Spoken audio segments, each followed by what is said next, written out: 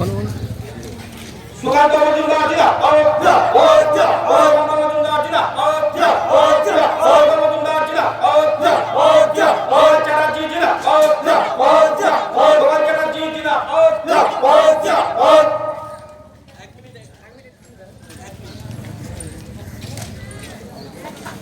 আমরা এলাকার সমস্ত শুভ বুদ্ধি সম্পন্ন গণতন্ত্র সচেতন মানুষের কাছে ভারতীয় জনতা পার্টির পক্ষ থেকে বিশেষভাবে আহ্বান করছি, আমরা আমাদের পথসভার কাজ এখনই শুরু করব। ভারতীয় জনতা পার্টির যে সমস্ত কর্মী সমর্থক কার্যকর্তা মাইকের আওয়াজের মধ্য দিয়ে আপনাদের কানে পৌঁছাচ্ছে, আপনারা অতি সত্বর এখানে উপস্থিত হওয়ার জন্য অনুরোধ করছি। আপনারা সকলেই জানেন এখন নির্বাচন আচরণবিধি চালু হয়ে গেছে, তাই পারমিশন আমরা অল্প সময় আগে পাই, তাই আমরা সকলের কাছে সেইভাবে বার্তা পৌঁছাবার মতন সময় থাকে না। তাই আমরা আপনাদের কাছে অনুরোধ রাখছি, মাইক্রোফোনের মাধ্যমে যতদূর আওয়াজ পৌঁছায়, আমরা জানি প্রত্যেকটা মানুষ এই মুহূর্তে কাজের মধ্যে ব্যস্ত আছেন, তবুও আপনাদের কাছে অনুরোধ করবো আপনাদের মূল্যবান সময় কিছু সময় আজ রাউতগ্রাম বাজারে থেকে আমরা আমাদের যে পথসভার কাজ শুরু করেছি আপনাদের উপস্থিতির মধ্য দিয়ে যাতে আমরা সভাটাকে সুন্দরভাবে পরিচালনা করতে পারি। তাই আমরা আপনাদের সময় কম হয়ে আসছে, আমরা আমাদের পথসভার কাজ আমরা এখনই শুরু করব।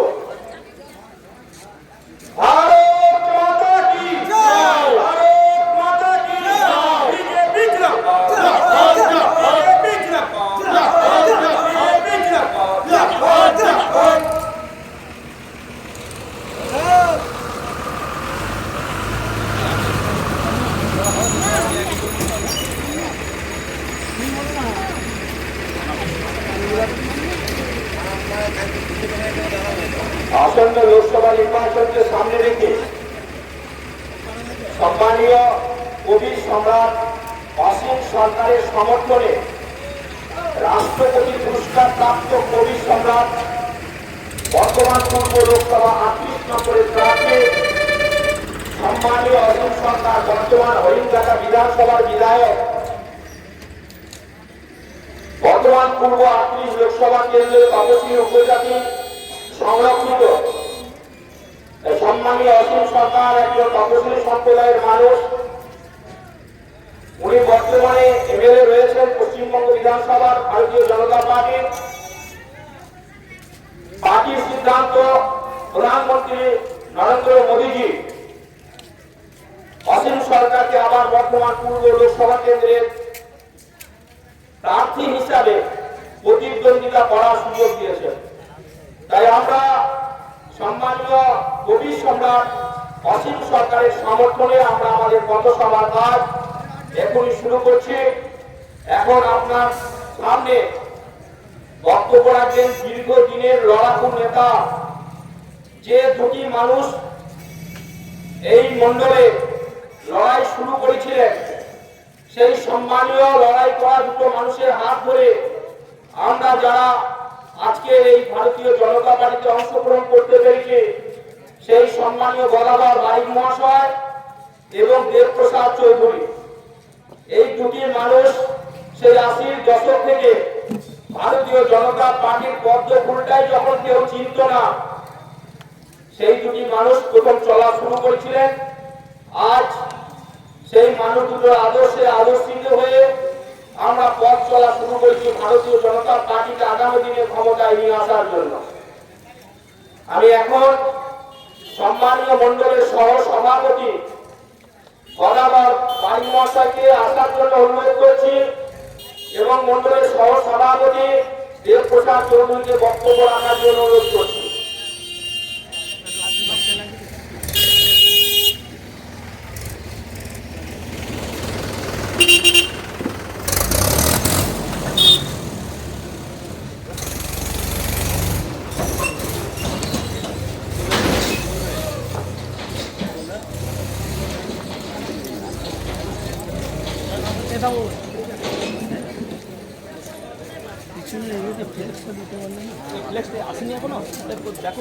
এখন আসেনি। হ্যালো হ্যালো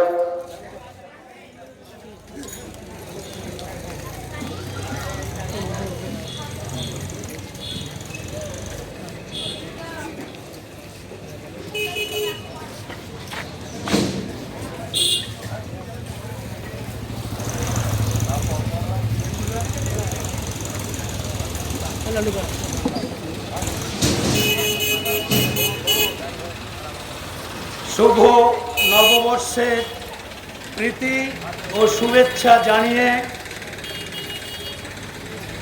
আমাদের আজকের যে কর্মসূচি,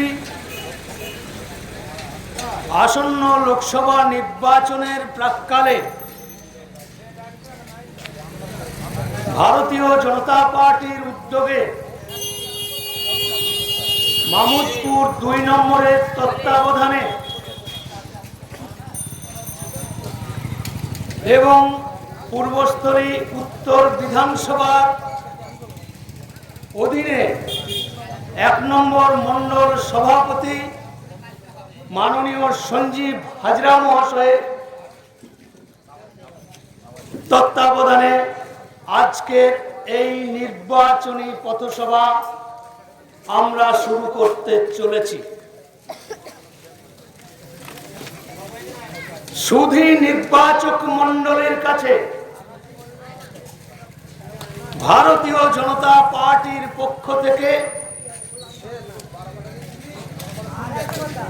আমরা আপনাদের কাছে এই বার্তা দিতে চাই, এই আসন্ন লোকসভা নির্বাচনে আপনারা ভারতীয় জনতা পার্টিকে কেন ভোট দেবেন। বক্তব্যের শুরুতেই আমাদের এই যে মঞ্চ, এই মঞ্চের পিছনে উপবিষ্ট আমাদের মণ্ডলের বিভিন্ন পদাধিকারী, মহিলা মোর্চার নেত্রী মুন্নি খাতুন এবং এই মণ্ডলের আরও বিভিন্ন কার্যকর্তা যারা উপস্থিত রয়েছেন, তৎসহ আমার মণ্ডলের সভাপতি, তাকে বিনম্র শ্রদ্ধা, শুভেচ্ছা ও গৈরিক অভিনন্দন জানাই। কাইগ্রাম বাজারে বিভিন্ন ব্যবসায় কর্তব্যরত ব্যবসাদার বৃন্দ, তাদেরকেও ভারতীয় জনতা পার্টির পক্ষ থেকে গৈরিক অভিনন্দন জানাই। বিভিন্ন প্রান্ত থেকে আগত ক্রেতা মণ্ডলী, তাদেরকেও শুভেচ্ছা জানাই। তৎসহ যান্ত্রিক যোগাযোগ মাধ্যমে আমার কণ্ঠস্বর যতদূর পর্যন্ত পৌঁছাচ্ছে, এতদ অঞ্চলে পার্শ্ববর্তী বাড়ির কর্মরতা মা ও পিতৃস্থানীয়, তাদের বিনম্র শ্রদ্ধা জানাই। আমার সমবয়সীদের জানাই গৈরিক অভিনন্দন। আমার থেকে বয়সে ছোট তাদের জানাই স্নেহের আন্তরিক ভালোবাসা। তৎসহ অবিজেপি বিভিন্ন রাজনৈতিক দলের নেতৃবর্গের যে সমস্ত নেতা কর্মী বন্ধুরা উপস্থিত আছেন, তাদেরও আমি আমার ব্যক্তিগত পক্ষ থেকে এবং ভারতীয় জনতা পার্টির পক্ষে বিনম্র শ্রদ্ধা, অভিনন্দন ও শুভেচ্ছা জানাই। আমি প্রথমেই আমার বক্তব্য শুরু করার আগে শ্রোতা মণ্ডলীদের কাছে আমি ক্ষমা প্রার্থনা করে নিচ্ছি, কারণ রাজনৈতিক বক্তব্য রাখতে গেলে একে অপরের বিরুদ্ধে তাদের ত্রুটি বিচ্যুতি কুকীর্তি এই সমস্ত বিষয়গুলি কিন্তু বক্তব্যের মধ্যে এসে যায়। তাই আমি প্রথমেই ক্ষমা চেয়ে নিচ্ছি। যেহেতু লোকসভা নির্বাচন, এই লোকসভা নির্বাচনে সর্বভারতীয় স্তরে, রাজ্য স্তরে, এমনকি আন্তর্জাতিক স্তরে বিভিন্ন বিষয়ের প্রেক্ষাপটের উপর আমাদের বক্তব্য রাখতে হয়। আমরা এই যে প্রোগ্রামটা করছি, আমি যেমন নিজের মোবাইলে আমি এই টোটাল মিটিংটা কভার করছি, আমার ভিডিও ক্যাসেট হচ্ছে, সেই রকম নির্বাচন কমিশনারের দায়িত্বপ্রাপ্ত যে আধিকারিক বন্ধু এবং ভাই উপস্থিত হয়েছেন তাকেও শুভেচ্ছা জানাই। প্রশাসনের কর্তব্যরত সিভিক ভলেন্টিয়ার ভাই ও পুলিশ বিভাগের কর্মরত আধিকারিকদের আমি শুভেচ্ছা জানাই।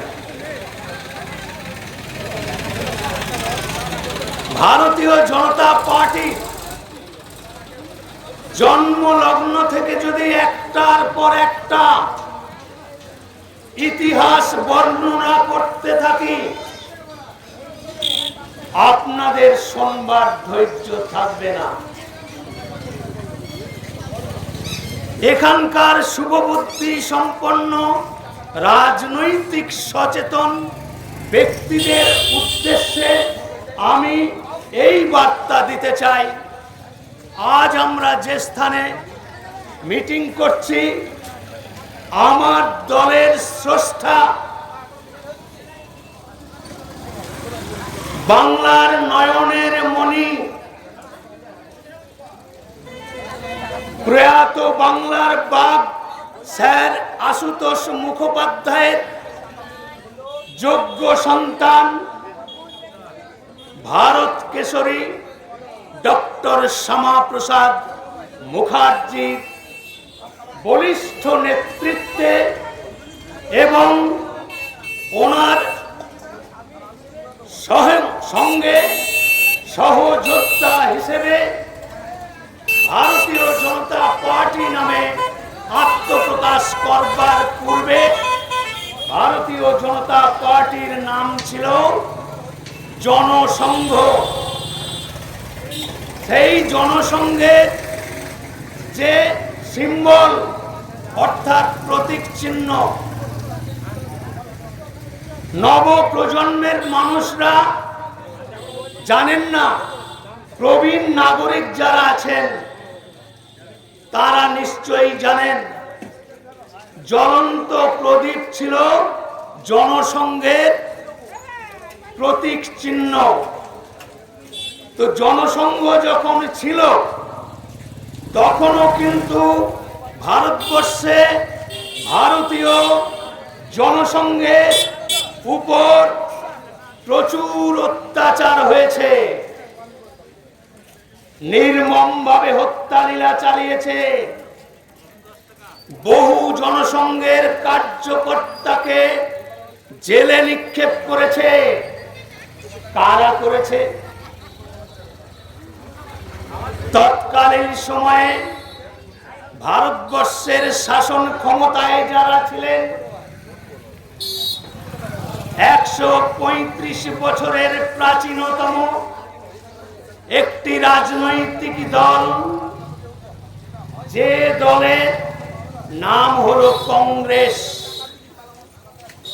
যে কংগ্রেস দলের সূচনা লগ্নের যদি ব্যাখ্যা করি আপনারা কল্পনা করতে পারবেন না। যে কংগ্রেস দলের সূচনায় অ্যালন অক্টোভিয়ান হিউম, যার সাধারণ সম্পাদক ছিল, কংগ্রেস দলের জন্মলগ্নে আর তৎকালীন সময়ে কংগ্রেস দলের সর্বভারতীয় সভাপতি হিসেবে দায়িত্বপ্রাপ্ত ছিলেন একজন বঙ্গ সন্তান, নাম তার উমেশচন্দ্র বন্দ্যোপাধ্যায়। ব্রিটিশ বেনিয়ার পদলেহিকারী চাটুকারের দল তৎকালীন দিনেও সক্রিয় ছিল। তাদের তত্ত্বাবধানে, ব্রিটিশ বেনিয়ার তত্ত্বাবধানে ভারতবর্ষে যে স্বাধীনতা প্রাপ্তি এসেছিল দ্বিজাতি তত্ত্বের ভিত্তিতে, মোহাম্মদ আলী জিন্নাহ, তৎকালীন জওহরলাল নেহেরু, শেখ আব্দুল্লাহ থেকে আরম্ভ করে তৎকালীন মার্ক্সবাদী কমিউনিস্ট পার্টির নেতা, সর্বভারতীয় সাধারণ সম্পাদক হিসেবে যিনি পরিচিত ছিলেন, পাঞ্জাবের সেই সুরজিৎ সিং, যাদের তত্ত্বাবধানে এবং কুচক্রের ইন্ধন যুগে ভারতবর্ষের স্বাধীনতা প্রাপ্তি এসেছিল দ্বিজাতি তত্ত্বের ভিত্তিতে। এই ভারত মাতাকে টুকরো করে পাকিস্তানের জন্ম দিয়ে সেদিন ভারতবর্ষের স্বাধীনতা এসেছিল। অতীতের এই ইতিহাস আপনারা স্মরণ করতে চান না, কারণ আপনারাও জানেন অতীতের পাঁক ঘাঁটতে ঘাঁটতে অনেক কুকীর্তির কাহিনী আপনারাও জানতে পারবেন। তাই সেই কুকীর্তির কাহিনী একটার পর একটা যদি আমি বিশ্লেষণ করি, আপনারা শুনতে শুনতে ক্লান্ত হয়ে পড়বেন। তাই ভারতীয় জনতা পার্টির মঞ্চে আজ বক্তব্য রাখতেছে আমি বিশদে ব্যাখ্যায় যাব না। বিগত 1947 সালের 15ই আগস্ট যে ভারতবর্ষের স্বাধীনতা এসেছিল, আপনাদের আমি স্মরণ করিয়ে দিতে চাই। মহাত্মা গান্ধীর ইতিহাসে তার ছবি নিয়ে, তার বাণী নিয়ে, যে বর্ণনা নিয়ে আজকেও পাঠ্যপুস্তকে পড়ানো হয়, আমি আপনাদের কাছে দায়িত্ব নিয়ে বলছি, এই মহাত্মা গান্ধী একজন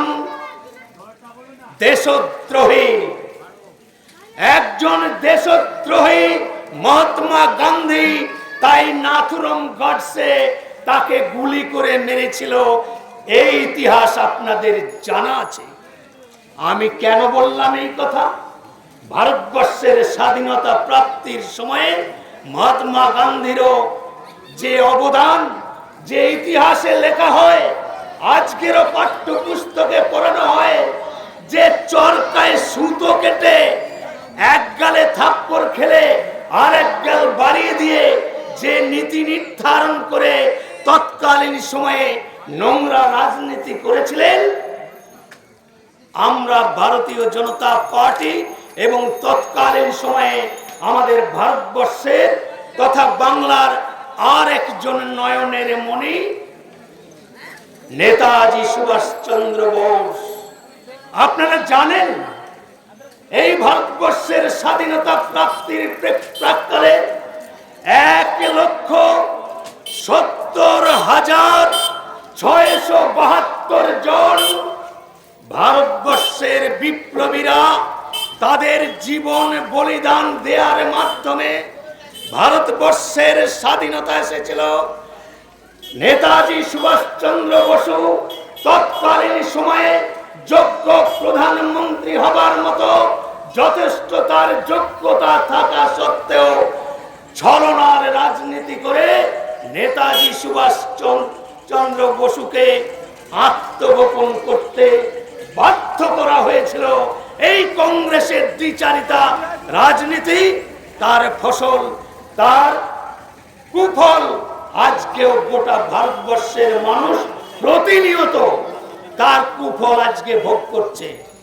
আমি যে জায়গায় দাঁড়িয়ে আজকে বক্তব্য রাখছি, আপনারা কি জানেন এই জায়গাটাও, এই পশ্চিম বাংলাটাকেও পাকিস্তানের সঙ্গে অন্তর্ভুক্ত করা হয়েছিল। পণ্ডিত জওহরলাল নেহরু দেশবাসীর সঙ্গে প্রতারণা করে কাশ্মীরের বুকে এক বিষ বৃক্ষ রোপণ করে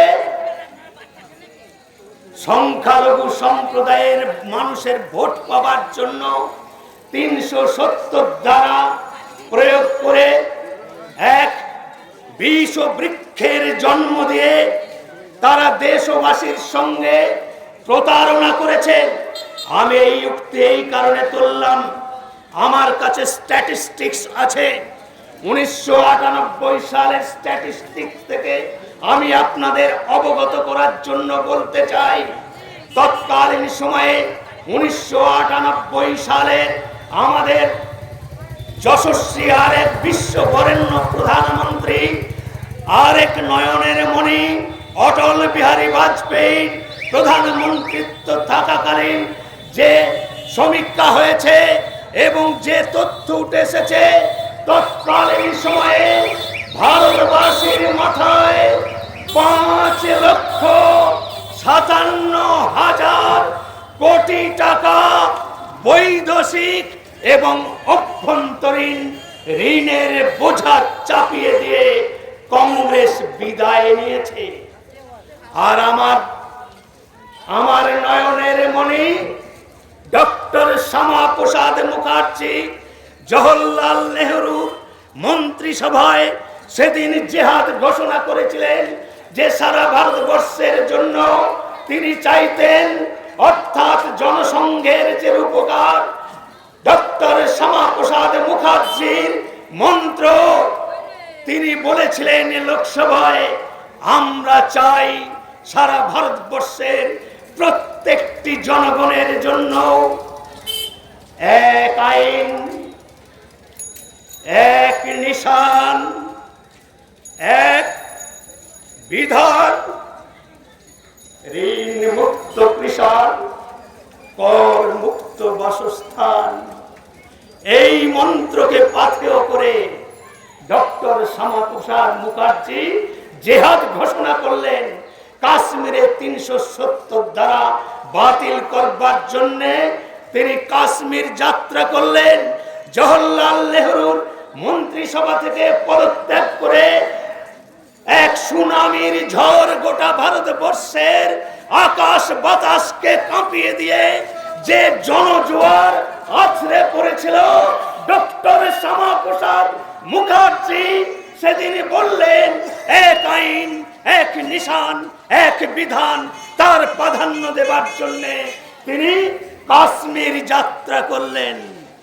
আর কাশ্মীর যাত্রা করার পর কি হলো, ডক্টর শ্যামাপ্রসাদ মুখার্জিকে শ্রীনগরের একটা জেলে সাধারণভাবে বিচরণ করবার জায়গা ছিল না। এই কারাগারে তাকে নিক্ষেপ করার পর তৃষ্ণার্ত অবস্থায় তাকে ঠিক মতো পানীয় জল সরবরাহ করা হয়নি। Doctor Syama Prasad Mukherjee streptomycin injection নিতে ভয় খেতেন, তাই তাকে স্ট্রেপ্টোমাইসিন ইঞ্জেকশন প্রয়োগ করে ডক্টর শ্যামাপ্রসাদ মুখার্জি আত্মবলিদান। ভাবতে পারেন, আপনাদের প্রশ্ন জাগে, এই কাইগ্রামের শুভবুদ্ধি সম্পন্ন রাজনৈতিক সচেতন ব্যক্তির কাছে প্রশ্ন করুন, আপনার কাইগ্রাম পাকিস্তানে থাকার কথা। ডক্টর শ্যামাপ্রসাদ মুখার্জি জেহাদ ঘোষণা করে সেদিন বললেন, Jawaharlal Nehru divided India, but doctor Syama Prasad Mukherjee divided Pakistan. পাকিস্তানে ভাগ করে আমাদের পশ্চিম বাংলাকে, পাঞ্জাবের 2/3, আসামের 2/3, এইগুলো উদ্ধার করেছিলেন আমাদের নয়নের মণি ডক্টর শ্যামাপ্রসাদ মুখার্জি। তার জন্মদিন সরকারি ভাবে পালন হয় না, ওই দেশদ্রোহী শয়তান জওহরলাল নেহরুর জন্মদিন পালন হয়। নেতাজি সুভাষ চন্দ্রের আত্মগোপনের রহস্য উন্মোচন হয়নি। বিগত 70 বছর ধরে ভারতবাসীর সঙ্গে প্রতারণা করে তারা রাজনীতি করে এসেছেন। তাই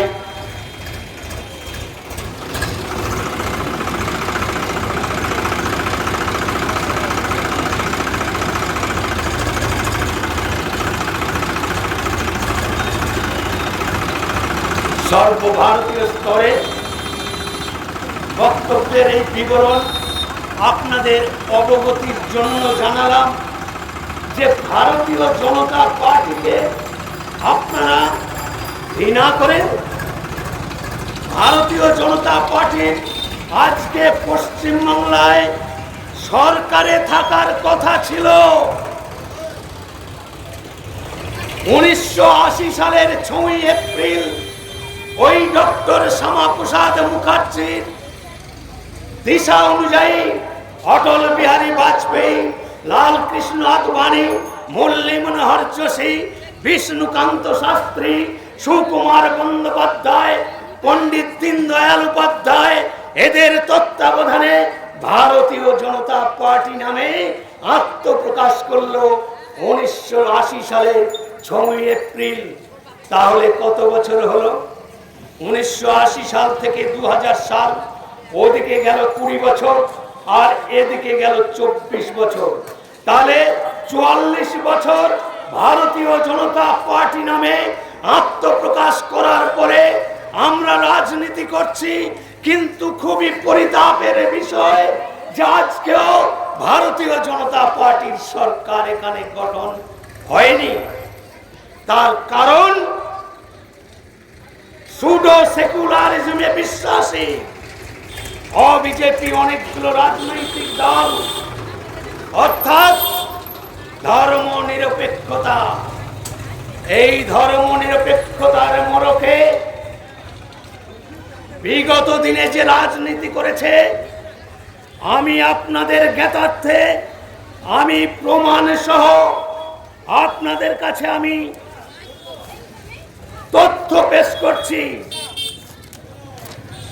আপনারা জীবনে শোনেননি, আমি যে তথ্য পেশ করব আপনারা জীবনে কোন রাজনৈতিক দলের নেতার কাছে আপনারা জীবনে শোনেননি, আমার কাছে শুনুন। আমি ধর্ম নিরপেক্ষতা সম্বন্ধে বক্তব্য রাখতেছে ভারতবাসীর সঙ্গে যে দ্বিচারিতার রাজনীতি করা হয়েছে, আজও যে ভারতীয় জনতা পার্টি পশ্চিমবাংলায় সরকারে আসতে পারেনি, এই যে ব্যাধি ধর্ম নিরপেক্ষতার যে ব্যাধি কুড়ে কুড়ে খাচ্ছে, আমাদের বক্তব্য মানুষ শুনতে চায় না। আজকে ভারতীয় জনতা পার্টিকে কোণঠাসা করবার জন্য আন্তর্জাতিক স্তর থেকে চক্র চালিয়ে আমাদের উত্থান যাতে না ঘটে তার জন্য ব্যাপকভাবে আন্তর্জাতিক স্তরে পর্যন্ত চক্রান্ত করা হয়েছে। আমি এই তথ্য এই জন্য বলতে চাইছি, কংগ্রেস সরকারের 2008 সালের চাকরির তালিকা রাষ্ট্রপতি, খুব ভালো করে শুনে যান, ভিডিও ক্যাসেট করুন, লিখে রাখুন। যারা ধর্ম নিরপেক্ষ বলে পা চড়ছেন, যারা পা চেটে রাজনীতি করছেন, তাদের জ্ঞাতার্থে আমি এই তথ্য পেশ করছি। রাষ্ট্রপতি ভবনের সচিবালয়ে মোট পদ হচ্ছে 49 জন, মুসলিম ও খ্রিস্টান হচ্ছে 45 জন, আর হিন্দু হচ্ছে মাত্র 4 জন। কেমন ধর্ম নিরপেক্ষতার নিদর্শন আপনারা বিবেচনা করুন। যে রাষ্ট্রপতি ভবনের সচিবালয়ে মোট পদ যেখানে 49, সেখানে মুসলিম এবং খ্রিস্টান মিলিয়ে চাকরি পেয়েছে ৪৫ জন, আর ৪ জন হিন্দু। উপরাষ্ট্রপতি সচিবালয়ে মোট পদ হচ্ছে 7 জন, মুসলিম এবং খ্রিস্টান হচ্ছে 7 জন, হিন্দু 0।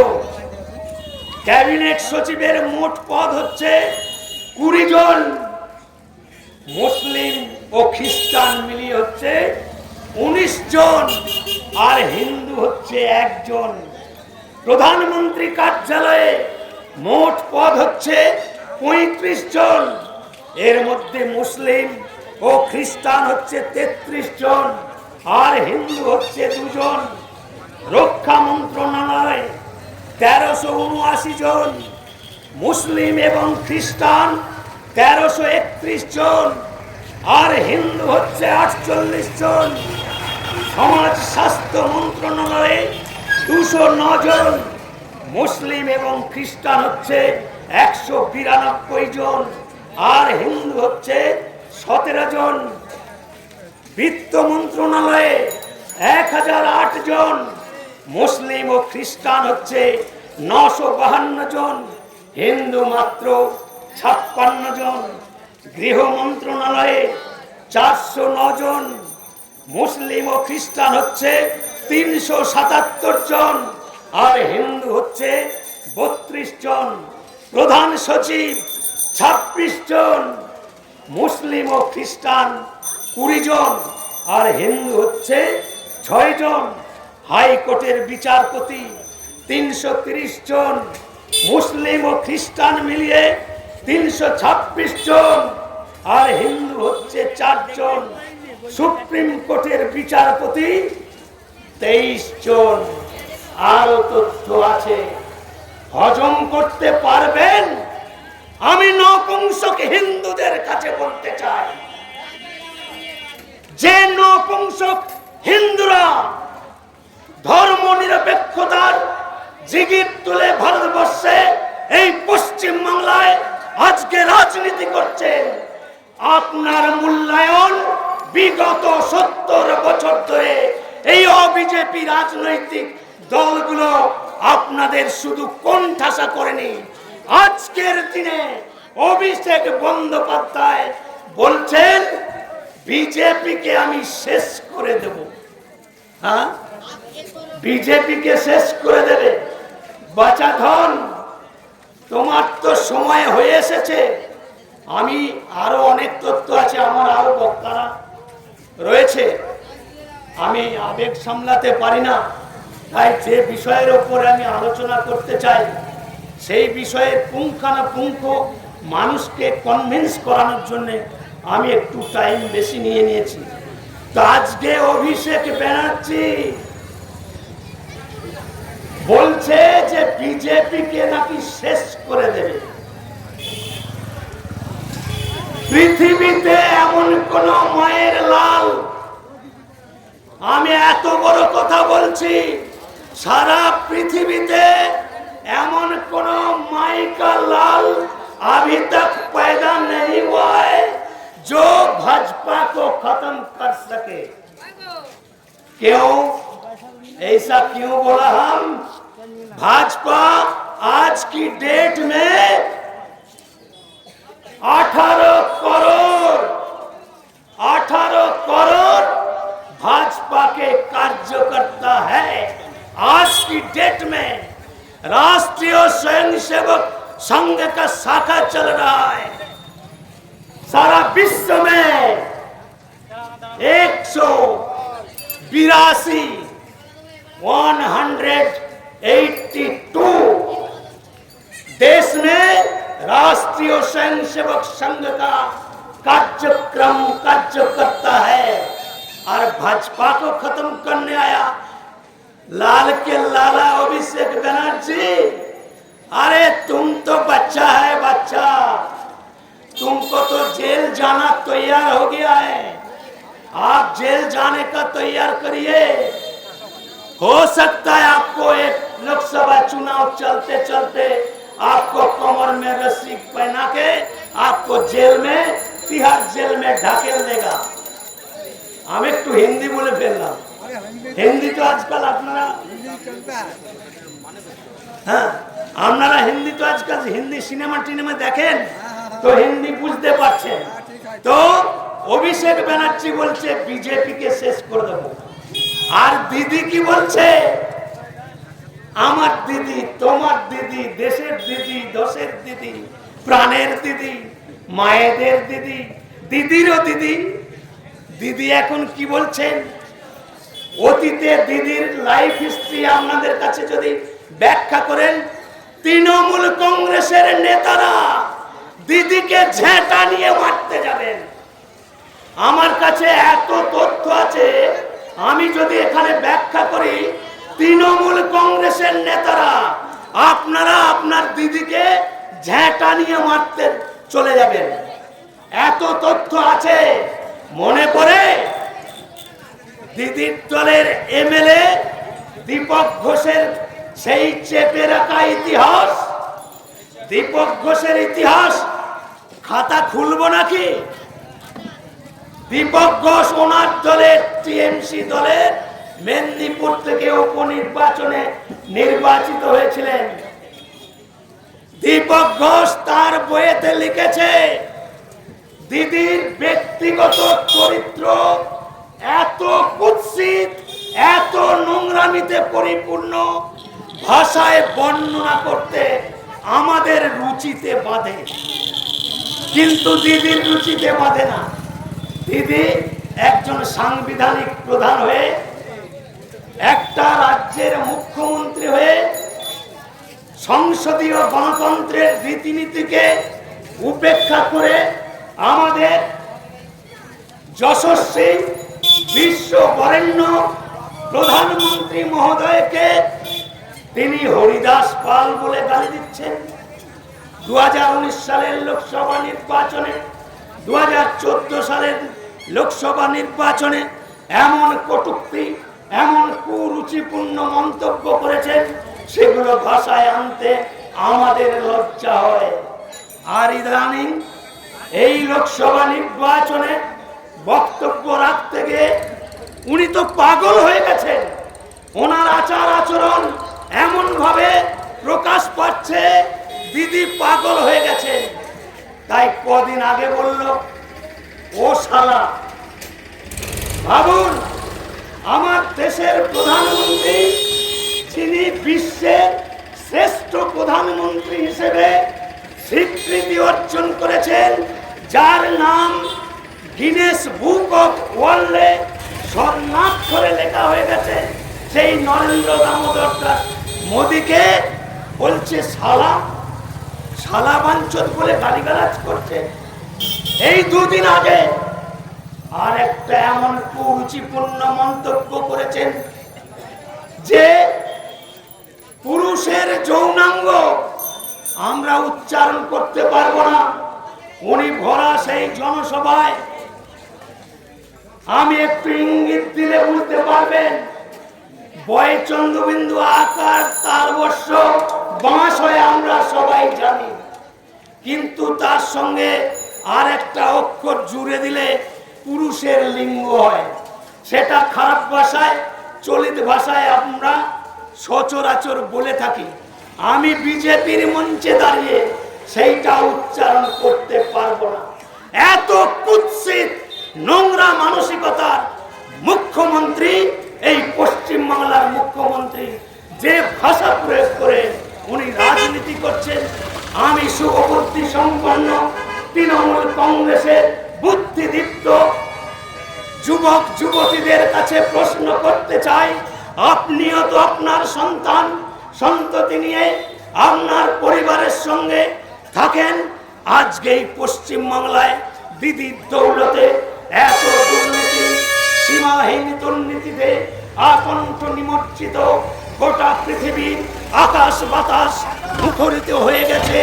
সেই দিদির কেলেঙ্কারি, এই কেলেঙ্কারির জন্যও দিদির নামটা হয়তো একদিন গিনেস বুক অফ ওয়ার্ল্ডে স্বর্ণাক্ষরে লেখা হয়ে যাবে। আমি দায়িত্ব নিয়ে বলছি আপনাদের, তাই আপনাদের আমি সচেতন করে দিতে চাই যে এখনো পর্যন্ত তৃণমূলের ঝান্ডা ধরে দিদির স্লোগান দিতে দিতে আপনারা ভোট বৈতরণী পার করবার জন্য আমরা এই নোংরা খেলায় মেতেছেন।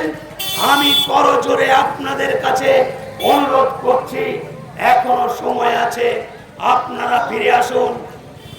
আপনারা, আমি বলিনি বিজেপি করতে, আপনি তৃণমূল করুন, কিন্তু আপনার শিক্ষিত বিবেকবান বিচারধারাকে সঠিকভাবে প্রয়োগ করে আগামী ভবিষ্যৎ, আগামী প্রজন্ম যাতে শান্তিতে এবং সুশৃঙ্খলভাবে সামাজিক জীবনে তারা অবতরণ করতে পারে, তার জন্য আপনাদেরকেই অগ্রণী ভূমিকা নিতে হবে।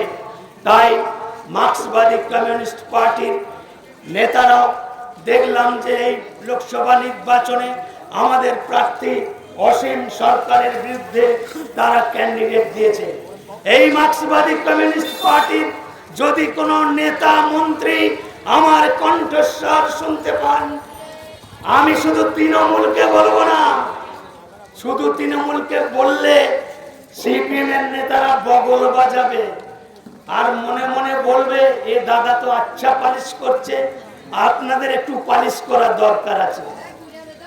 আপনারা ধোয়া তুলসী পাতা নন, আমার কাছে তথ্য আছে, প্রমাণ আছে। সুজন চক্রবর্তী মার্কসিজম ফলাতে পারেনি, বাংলাদেশে লাথি খেয়ে ঝেঁটা খেয়ে এই বঙ্গজননীর কাছে আত্মসমর্পণ করে আজকে মার্কসিজম মারাচ্ছ। মার্ক্সবাদ, লেনিনবাদ, আরে সারা দুনিয়ার দিকে তাকিয়ে দেখুন, Russia, Europe, German, Romania, Albania, এই মূলত কমিউনিস্ট কান্ট্রিগুলো আজকে তাদের মার্ক্সবাদের তত্ত্ব, লেনিনের মূর্তি রাস্তায় গোড়াগড়ি খাচ্ছে, আর এখানে মার্ক্সবাদ ফলাচ্ছে এই তৃণমূল সিপিএম এর কয়েকজন নেতা। এরা কেন নেমেছে জানেন? এরা জানে, এরাও তো টিভি দেখছে, দূরদর্শনে তো চোখ রাখছে, এরা দেখতে পাচ্ছে আজকে সারা ভারতবর্ষে নরেন্দ্র মোদীর অনুকূলে যে সুনামির ঝড় আছড়ে পড়েছে। সমস্ত সর্বভারতীয় সমীক্ষাগুলো প্রতিনিয়ত আজকে যে সমীক্ষা দেখিয়েছে, দিদির হারে কাঁপুনি ধরে গেছে, অভিষেকের হারে কাঁপুনি ধরে গেছে। দিদির পেটোয়া চ্যানেল নিউজ 18 এই কদিন আগে সমীক্ষায় দেখিয়েছে পশ্চিমবাংলাতেও বিজেপি 25টা পাবে। এই নিউজ 18 হচ্ছে তৃণমূলের কোলের ছেলে, দিদি ছাড়া কিছু বোঝে না। এই নিউজ 18 বলতে বাধ্য হয়েছে পশ্চিমবাংলায় বিজেপি 25টা পাবে। টিভি 9 দেখিয়েছে 26টা, আর এবিপি আনন্দ তিনিও দিদির 5আটা একটা চ্যানেল, সে দেখিয়েছে বিজেপি 19টা আর টিএমসি 22টা। সর্বভারতীয় স্তরে কোন চ্যানেল দেখিয়েছে 411টা, কোন চ্যানেল দেখিয়েছে 403, কোন চ্যানেল দেখিয়েছে 399। এইরকম ভাবে সর্বভারতীয় যে চ্যানেলগুলো আজকে সমীক্ষার রিপোর্ট মানুষের কাছে তুলে ধরেছে, তাই এদের কাঁপুনি ধরে গেছে। তো এই অক্সিজেন দিয়ে সিপিএম এর নেতাদেরকে মাঠে নামিয়ে দিয়েছে। সিপিএম এর নেতারা খুব ভালো করে জানে এই লোকসভা নির্বাচনে পশ্চিমবাংলায় তো বিগ জিরো পাবে, একটাও পাবে না পশ্চিমবাংলায়। আর সর্বভারতীয় ক্ষেত্রে সিপিএম 4টে পাবে কিনা আমার সন্দেহ আছে। তাই এই সিপিএম এর নেতাদেরকে একটু অক্সিজেন দিয়ে, টাকা পয়সা দিয়ে মাঠে ছেড়ে দিয়েছে, আর বলছে তোমরা অনর্গল প্রচার চালিয়ে যাও, বিজেপির ভোট কাটতে হবে। বিজেপির ভোট কেটে তৃণমূলকে জেতাবার এই কঠিন ষড়যন্ত্রে তৃণমূল সিপিএম আজকে অবতীর্ণ হয়েছে। তো যাই হোক, আরো বহু কিছু আছে, তো সুজন চক্রবর্তীর কথা বললাম, আমার কাছে তথ্য আছে এই চাকরি দুর্নীতি নিয়ে, উনিও বড় বড় কথা বলছেন। আমার কাছে মোবাইলই আছে, একদম লিস্ট ধরে ধরে 35 জন সুজন চক্রবর্তীর ভাই বোন শালি শালির শালি থেকে আরম্ভ করে গোটা পরিবারের 35 জনকে চাকরি দিয়েছে, সে তথ্য আমার কাছে আছে। আর এই আমাদের তৃণমূলের যে চোর, সেই চোরেদের লিস্ট, সেই লিস্টও আমার কাছে আছে। আজকে এত চৌর্যবৃত্তির পরেও, এত দুর্নীতির পরেও এরা মানুষের কাছে, ওদের তো কোনো ইস্যু নেই। বিজেপির বিরুদ্ধে বলবার মতো এই দুটো দলের কাছে কোনো ইস্যু নাই। আজকেই যারা দেখেছেন দিদির এনআইএ কে খুব ভয়। এনআইএ কি? NIA national investigation agency. NIA পশ্চিমবাংলায় তদন্ত করলেই দিদির খুব জ্বালা ধরে। কেন জ্বালা ধরে জানেন? এনআইএ কে লেলিয়ে দিচ্ছে, সিবিআই কে লেলিয়ে দিচ্ছে, ইডি কে লেলিয়ে দিচ্ছে। আজকের সন্দেশকালে আমি তৃণমূলের নেতাদের বলতে চাই, আজকে এনআইএ প্রমাণ করে দিয়েছে সন্দেশখালীতে এনআইএর পুরো টিম এসে যে তদন্ত করেছে, বিদেশি আগ্নেয় অস্ত্র রোবট নিয়ে ওই মাঠে ময়দানে তদন্ত করছে। হাজার হাজার বৈদেশিক আগ্নেয় অস্ত্র আপনারা টিভি করলে, মোবাইল করলে এখনই দেখতে পাবেন আমার বক্তব্যের সত্যতা কোথায় আছে। তাই দিদির এনআইএ কে খুব ভয়। আজকে এনআইএ প্রমাণ করে দিয়েছে। তো যাই হোক, তৃণমূল কংগ্রেসের বিষয়ে বহু কিছু বলার আছে। আমি যদি সব বলে দেব, আমার বোন মুন্নি খাতুন আছে, আমাদের এই মণ্ডলের সভাপতি আছেন, উনিও একজন সুবক্তা, সঞ্জীব হাজরা, ওনার বক্তব্য তো আপনাদেরকে শুনতে হবে। তাই আমি আপনাদেরকে অনুরোধ করব, করজোরে মিনতি করছি, বিজেপি ছাড়া আপনাদের মুক্তি নেই। কারণ আমার প্রধানমন্ত্রী শুধুমাত্র ভারতবর্ষে রাজনীতি করছেন, শুধু বিজেপির জন্য নয়, শুধু হিন্দুর জন্য নয়, হিন্দু, মুসলমান, শিখ, জৈন, পার্সিক থেকে আরম্ভ করে সমস্ত সম্প্রদায়ের মানুষের জন্য উনি ইতিমধ্যে 135টি জনমুখী যোজনা ঘোষণা করেছেন। আমি প্রশ্ন করতে চাই, এখানকার সংখ্যালঘু ভাই, দাদা, বন্ধু, আপনাদের কাছে আমি এই প্রশ্ন রেখে যাই যে মোদিজি যে যোজনাগুলো আপনাদের জন্য এনেছে, যে উজালা জল, উজালা গ্যাস কানেকশন, আজকে 8 কোটি মানুষ, 11 কোটি মানুষকে উজালা যোজনার মাধ্যমে গ্যাস কানেকশন দিয়েছেন। জনধন যোজনার মাধ্যমে 65 কোটি মানুষের ব্যাংকের খাতা খুলে দিয়েছেন। আয়ুষ্মান যোজনা, সারা ভারতবর্ষে প্রতিটি নাগরিক আয়ুষ্মান যোজনার সুফল পাচ্ছে। আর দিদি প্রধানমন্ত্রী এই গরিব মানুষের 5 লক্ষ টাকার চিকিৎসার যে সুবিধা, 5 লক্ষ টাকা সুবিধা কেন্দ্রীয় সরকার দেবে। এই আয়ুষ্মান যোজনা এই দিদি ইমপ্লিমেন্টেশন করতে দেয়নি। কিষাণ সম্মান নিধি যোজনা, আপনাদের আমি প্রশ্ন করতে চাই, বিগত সেই করোনা কাল থেকে 82 কোটি মানুষকে বিনামূল্যে, একদম বিনা পয়সায় খাদ্যশস্য সরবরাহ করে যাচ্ছেন। সেখানে কি বলে দেওয়া হয়েছে এই অন্ন শস্য এটা শুধু হিন্দুরা পাবে? তা তো বলেনি। সমস্ত সম্প্রদায়ের মানুষের কাছে এই যোজনার সুফল তিনি পৌঁছে দিয়েছেন।